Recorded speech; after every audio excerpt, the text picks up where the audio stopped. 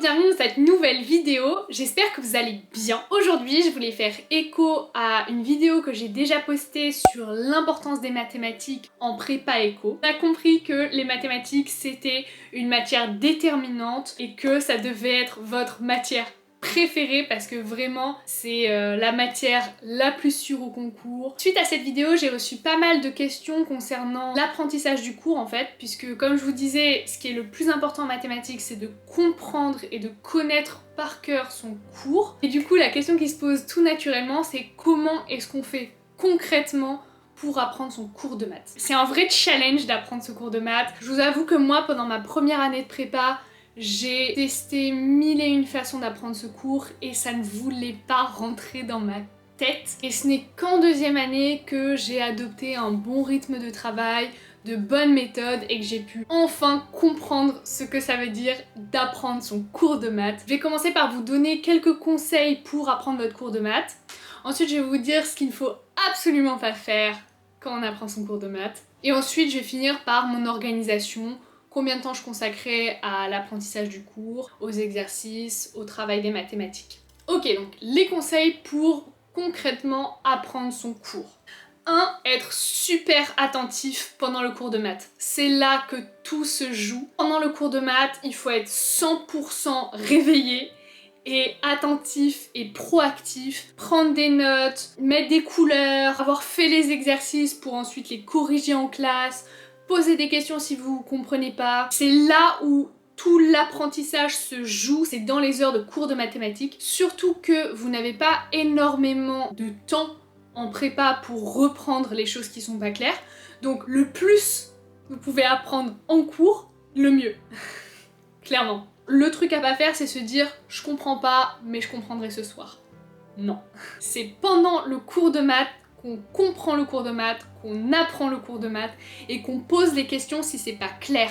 Vous n'avez pas le droit de sortir de la classe si vous avez une question à poser. C'est pas en prépa qu'il faut être timide. Si vous n'osez pas poser la question devant toute la classe, pas de problème. Je comprends tout à fait. Same pour moi. Vous allez à la fin du cours et vous posez votre question à votre professeur, c'est très important. Ou alors vous posez votre question à un camarade, mais vraiment utilisez le temps du cours de maths pour apprendre ce cours. Donc je vous conseille de vraiment prendre un maximum de notes, bien noter les petites remarques du professeur, notez tout ce qu'il dit, même si vous avez l'impression que c'est pas hyper important, notez ces remarques dans votre cours parce que ça va vous permettre ensuite quand vous reprenez votre cours à la maison de mieux le comprendre. Deuxième conseil, c'est de reprendre le cours du jour le soir même. C'est là où il est encore le plus frais dans votre tête, c'est là où vous allez pouvoir ancrer dans votre mémoire vraiment ce qui a été vu. Et quand vous lisez votre cours de maths, c'est toujours avec un stylo et une feuille à côté. Quand vous lisez une formule, vous notez la formule parce que quand vous allez la noter, vous allez vous poser les questions et faire attention aux détails, donc la somme elle commence à 1 ou à 0. Le fait d'avoir un stylo et une feuille à côté de vous, ça va vous permettre de vous poser ce genre de questions. Moi par exemple j'utilisais un tableau blanc pour apprendre mes formules et ça a super bien marché. Troisième conseil, c'est de refaire les exemples du cours. C'est souvent quelque chose qu'on survole quand on relit le cours à la maison et pourtant c'est là où vous pouvez vraiment progresser parce que ces exemples, ils ont été choisis soigneusement par votre professeur pour vraiment comprendre les nouvelles notions. Et puis souvent, ces exemples, ça peut être des exercices dits classiques, c'est-à-dire que c'est un schéma qui va se retrouver souvent dans les sujets. Donc vraiment les exemples du cours sont super importants. Pareil pour les démonstrations, même si elles ne sont pas obligatoires, c'est intéressant de les comprendre et de les refaire parce que ces démonstrations souvent, pareil, elles ont été choisies par votre professeur soigneusement et du coup elles utilisent des schémas qui vont se retrouver également dans des sujets. Donc elles peuvent être considérées comme des démonstrations classiques à savoir faire. Quatrième conseil, quand vous faites des exercices et que vous avez un doute sur une formule, ressortez votre cours, vraiment.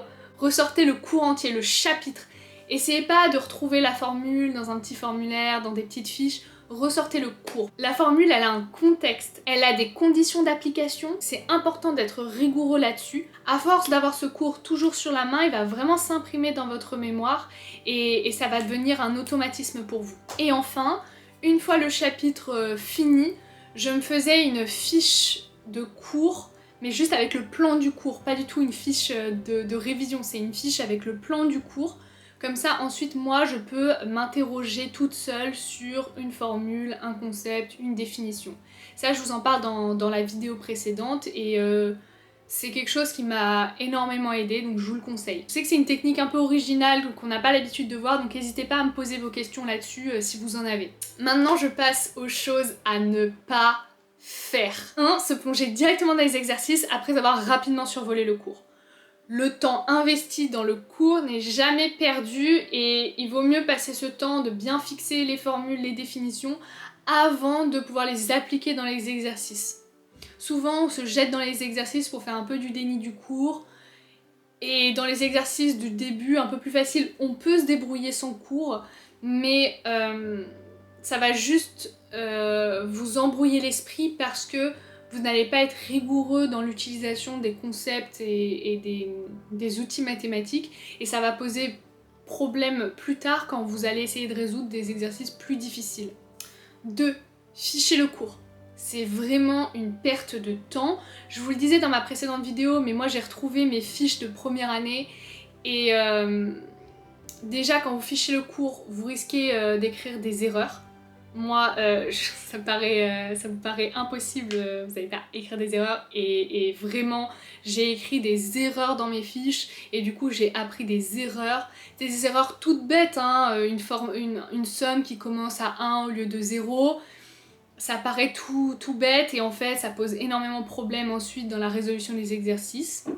Ça vous fait perdre énormément de temps parce que tout le temps que vous passez à faire votre fiche de mathématiques c'est du temps en moins que vous passez dans vraiment l'apprentissage concret du cours. C'est un peu pour faire du déni. Et 3, vous n'allez pas à chaque fois, soit vous écrivez une fiche vraiment synthétique de votre cours de maths et du coup vous n'avez pas le contexte des formules et ça va vous poser problème dans l'apprentissage, la compréhension des outils mathématiques, soit vous allez réécrire votre cours et si vous réécrivez votre cours c'est plus l'intérêt il n'y a plus d'intérêt d'affiche. Enfin, vraiment votre cours normalement il est super bien fait et c'est directement là-dessus que vous devez apprendre votre cours. 3. La chose à ne pas faire, c'est un peu une... je pense que c'est un point qui peut être qui peut créer la controverse. Mais moi je ne recommande pas d'utiliser le formulaire de maths. En deuxième année, c'est vrai qu'il peut être utile si on a besoin de retrouver rapidement une formule qui date de première année et on a un petit doute dessus, on veut vérifier. C'est sûr que c'est super pratique. Mais comme je vous disais, le problème c'est qu'une formule, ça a un contexte. Si vous vous rappelez pas forcément de cette formule, c'est peut-être que votre cours, ce chapitre, est pas clair et il mériterait d'être ressorti. Et puis surtout en première année, vous n'avez pas encore tellement de chapitres à maîtriser, donc vous pouvez vraiment prendre le temps de ressortir votre cours à chaque fois. Le danger vraiment c'est de perdre la connexion avec le cours, avec ce formulaire. Maintenant je vais vous parler de mon organisation en prépa pour travailler les maths. Donc, mon organisation générale en semaine. Je finissais les cours vers 16h, j'avais 1 ou 2 calls en fonction des jours, dîner à 19h, et ensuite travail jusqu'à 22h, 22h30. Donc mon temps de travail personnel était divisé comme ça. De 16h à 19h, je faisais des mathématiques. J'avais jamais vraiment 3 heures de travail de maths puisqu'il y avait, comme je vous disais, des calls, des imprévus. Mais je savais qu'avant le dîner, je travaillais mes maths. Et ensuite, après le dîner, je travaillais généralement la géopolitique ou la culture générale. Donc durant ces 3 heures de mathématiques, je dédiais 1h, 1h30 à l'apprentissage du cours. Donc en semaine, c'était vraiment le cours du jour que je reprenais. J'avais pas le temps de revoir d'autres chapitres. Je reprenais également pendant ces 3 heures les exercices qu'on avait vus en cours. En gros, c'est vraiment dans la reprise de ce que vous avez vu aujourd'hui que vous allez vraiment pouvoir progresser et mémoriser ce que vous faites. Donc reprendre plutôt que de découvrir de nouveaux exercices. Du coup c'est vrai que ça laissait peu de temps pour les devoirs du lendemain, les exercices du lendemain à faire. Donc c'était un peu frustrant mais de toute façon moi j'avais vraiment du mal à faire ces exercices parce que je les trouvais vraiment très durs. Donc si vous bloquez vraiment sur les exercices à faire pour le lendemain, vaut mieux vraiment investir votre temps dans la reprise de ce que vous avez vu, comme ça ce qui a été vu en cours est au moins compris et vous allez pouvoir progresser. Et ensuite je dédiais mon mercredi après-midi au DM, puisqu'on avait un DM par semaine. Pour mon organisation dans les week-ends, là j'avais plus de temps, donc je faisais 4 heures le samedi après-midi, vu qu'on avait DS le matin, que je dédiais au DM s'il fallait que je finisse encore des choses, et aux exercices à faire pour la semaine. Parce que là, vraiment, j'avais plus de temps pour réfléchir, construire un raisonnement. On n'est pas dans le rush de la semaine. Et toute cette organisation, elle est faite pour qu'au maximum, je sois à jour quand je vais en cours de maths. Il faut être un maximum à jour.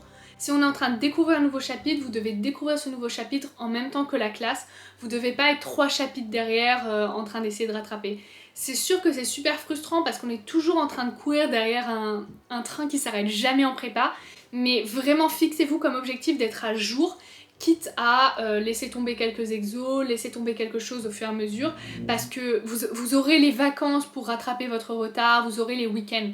Mais comme je vous disais, le gros du travail se fait en cours, et du coup si vous êtes en retard, vous n'allez pas pouvoir profiter du cours comme le reste de la classe, et ça c'est vraiment dommage. Voilà, c'est tout pour mon organisation, mes conseils sur les mathématiques. N'hésitez pas à me poser toutes vos questions en commentaire, j'y répondrai avec grand plaisir. Et on se retrouve également sur Instagram, j'y fais quelques lives, quelques vidéos de motivation, quelques vidéos explicatives, donc si ça vous intéresse, vous pouvez me retrouver aussi sur Instagram. Je vous souhaite beaucoup de courage pour la suite, et on se retrouve bientôt dans une nouvelle vidéo.